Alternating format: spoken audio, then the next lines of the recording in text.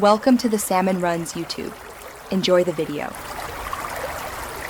In this video, I will explain how to make a ninja katana. Crafting this iconic sword is a journey of precision and ancient metallurgy. We will delve into the traditional steps, from selecting the raw materials to the final assembly. Understanding each stage is crucial for creating a blade that embodies both strength and artistry.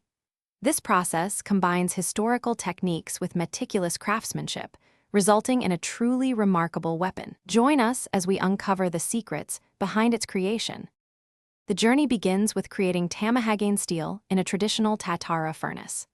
Iron, sand, and charcoal are heated for approximately 72 hours, forming the raw steel. This material is then repeatedly folded and hammered, sometimes over 10 times, to remove impurities and achieve a consistent carbon content.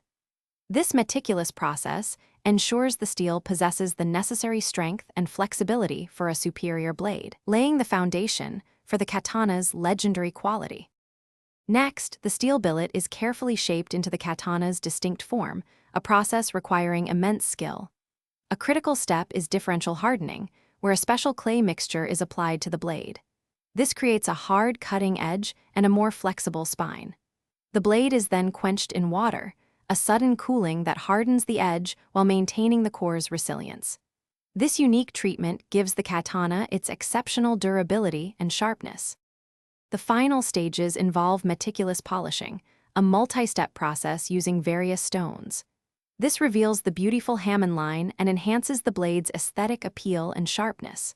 Following this, the tsuka or handle is wrapped, and the tsuba or handguard is fitted. Finally, the saya or scabbard is crafted to perfectly house the finished blade.